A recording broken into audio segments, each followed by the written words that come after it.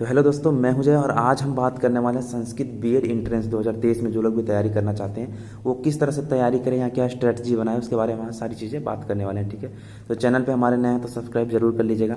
तो यार अगर आप देखोगे तो आपका जो बीएड का सिलेबस है ना वो 4 भागों में डिवाइड किया गया। ठीक है, एक तो संस्कृत भाषा दक्षता हो गया, सामान्य ज्ञान हो गया, संस्कृत वांग्मय और एक चीज़ आ जाती है शिक्षणाभिरुचि जो टीचिंग एप्टीट्यूड वाला है। ठीक है, ये 4 पार्ट आपको पूरी तरह से क्लियर करने होंगे क्योंकि जो पैटर्न था पुराने लॉकडाउन के समय से और अब के समय में काफ़ी थोड़ा अंतर आया है क्वेश्चनों में, उसको विशेष ध्यान से आप लोग सुन लीजिएगा जो बहुत अहम है। सबसे पहली चीज़ अपनानी है आपको क्वेश्चन पेपर देखने हैं पुराने। ठीक है, पुराने आपको क्या देखने हैं, क्वेश्चन पेपर किस तरह से आए हैं। एक बुक आती है चिरंतनी, ठीक है, उसमें सारा पैटर्न आपका सिलेबस दिया होगा। न्यू एडिशन लेना, जो नए एडिशन आए होंगे इस समय में उसको लेना। उससे क्या होगा ना, आपको पूरा पैटर्न पता चल जाएगा बीएड के लिए। ठीक है, बीएड में क्या क्या चीज़ें पूछी जाती हैं, क्या चीज़ें नहीं पूछी जाती हैं, वो सारी चीज़ें आपको समझ में आ जाएंगी और वो ले लीजिएगा आप लोग। ठीक है, उसमें देखो वो सारी चीज़ें दिया हुआ, पूरा सिलेबस दिया हुआ क्या क्या होता है। जैसे संस्कृत पहला जो है आपका संस्कृत भाषा दक्षता है, जो व्याकरण वाला होता है, इसमें संधि हो गया, समास हो गया, प्रत्यय हो गया। ठीक है, ये सारी चीज़ें आपको कहाँ कहाँ से क्या क्या चीज़ें पूछी जाती हैं वो सारी चीज़ें उसमें डिटेल में दी गई है और मैंने इस चैनल पे बता भी रखा है। ठीक है, प्लेलिस्ट हमारा जाके देख लीजिएगा संस्कृत वांग में जो। ठीक है, ये तो एक एक करके सारी चीज़ बता देता हूँ। संस्कृत भाषा दक्षता जो है वो आपको व्याकरण की सारी चीज़ें करनी है। ठीक है, वो सारी चीज़ मैंने करवा दिया है, वो देख लीजिएगा। कुछ दिनों में मैं एक बार में पूरी सारी वीडियो क्या कहते हैं अपलोड कर दूंगा या फिर नई चीज़ें के पैटर्न के अनुसार आपको बता दूंगा क्या क्या चीज़ें होती हैं। क्वेश्चन जो होता है वो पहले 160 प्लस 40 का आता था। जब राष्ट्रीय संस्कृत संस्थान हो गया वो क्या कहते हैं उसमें लिखने के लिए भी देता था। उसमें 160 क्वेश्चन जो होते थे वो एमसीक्यू आते थे। ठीक है, पीवाईक्यू में मतलब एमसीक्यू रहते थे और 40 नंबर का आपको लिखने के लिए देता था। प्रत्येक कारक कृदंत पकड़ा वो भी व्यक्ति कुछ भी दे देता था। तो परंतु लॉकडाउन के समय में क्या हुआ था कि 200 क्वेश्चन आते थे, 200 क्वेश्चन आते थे, सभी में एमसीक्यू हो जाता था। तो लिखने वाले पैटर्न और आपके पैटर्न में काफ़ी चिंतन है क्योंकि अगर आप लिखने वाला है तो आपको दोनों चीज़ें ध्यान में रखनी पड़ेंगी और एमसीक्यू लेवल का है तो आप पुराने पीवाईक्यू के अनुसार पढ़ सकते हैं, कोई दिक्कत नहीं है। सिलेबस में ज़्यादा चेंजेस नहीं होते हैं, चाहे यहाँ के हो या किसी के भी हो। ठीक है, चाहे जगत गुरु का हो, ठीक है, या फिर क्या कहते हैं उड़ीसा में भी काफ़ी चीज़ें हैं।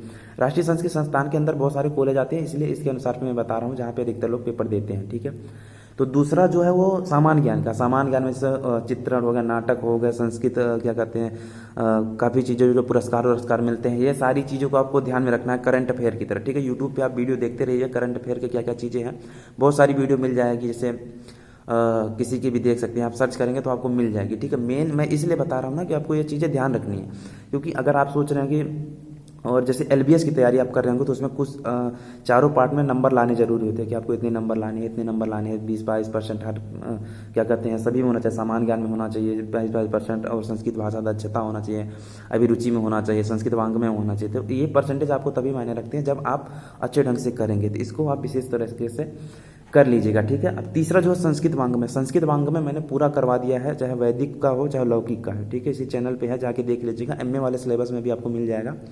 बीएड के कुछ क्वेश्चन पेपर मैंने बता रखे हैं, उसमें देख लीजिएगा, पर वो पुराने हैं। आप नई बुक ले लीजिएगा जिसमें 2021 या 22 के जो हैं पेपर उसमें दिए हों वही वाला लीजिएगा। ठीक है, इससे आपको करंट की चीज़ें भी पता रहेंगी किस तरह का पैटर्न बन रहा है। ठीक है, संस्कृत वांग्मय में आपको क्या क्या पढ़ना है, देखो वैदिक साहित्य पूरा पढ़ लेना है। ठीक है, ऋग्वेद संहिता हो गया, ठीक है, यजुर्वेद, सामवेद, अथर्ववेद, ये मैंने पूरी अच्छे ढंग से करवा दिया है। क्वेश्चन कहाँ कहाँ से बनते हैं थोड़ा बहुत सूक्त पढ़ लीजिएगा आप लोग, जो भी लगे होंगे यूट्यूब पे भी सर्च करोगे तो मिल जाएंगे सूक्त। ठीक है, और लास्ट आता है शिक्षणाभिरुचि, जो टीचिंग एप्टीट्यूड है। शिक्षा क्या होता है, उसका गुण, अर्थ, उद्देश्य, ये सारी चीज़ें जो होती है वो आपको पढ़ना है। ठीक है, देखो इसके लिए आप तलवीर सिंह या फिर टीचिंग एप्टीट्यूड, आजकल तो टाइप ऑफ नहीं पूछता, वो सामान्य परिचय पूछता है। हम लोग यूजीसी के लिए पढ़ रहे हैं तो उसमें काफ़ी अपर लेवल पूछता है, तो आप लोग ना वो सर्च करके धीरे धीरे पढ़ लीजिएगा सिलेबस के अनुसार। ठीक है, क्योंकि आप विस्तार से पूरा पढ़ने जाएंगे तो नहीं हो पाएगा। जैसे हम लोग जैसे यूजीसी की तैयारी करते हैं तो हमें पूरा विस्तार से पढ़ना होता है, हर एक चीज़ स्टेप बाय स्टेप, टीचिंग के रिसर्च सारी चीज़ें पढ़नी पड़ती हैं। तो उसके अनुसार आप ना जो आपके सिलेबस में लगा हुआ वो चीज़ आप सर्च करके करिए, तो उसमें आपके लिए बेहतर होगा, वो आपका हो जाएगा। ठीक है, और देखो ये चारों पार्ट को मेंटेन करके रखना, सभी चीज़ें 40-40 क्वेश्चन। मान लो अगर 160 प्लस 40 का अगर कॉम्बिनेशन बनता है, ठीक है, तो 160 प्लस 40 यानी कि 160 एमसीक्यू आ जाएंगे। एक क्वेश्चन 1 नंबर का ही होता है। ठीक है, अब 200 हो जाएंगे, 40 नंबर का आपको लिखने के लिए आ जाएगा। ये पैटर्न बनता है तो उसके लिए भी आप तैयारी करके रखिए लिखने उखने के लिए। ठीक है, कि क्या क्या चीज़ें आती हैं। और चिरंतनी ले लीजिएगा, उसमें काफ़ी पैटर्न आपको समझ में आ जाएगा। पीवाई को ज़्यादा ज़्यादा हल कीजिए, ठीक है, जितने पुराने क्वेश्चन है उसको जितना ज़्यादा हो सके आप उसको हल कीजिए।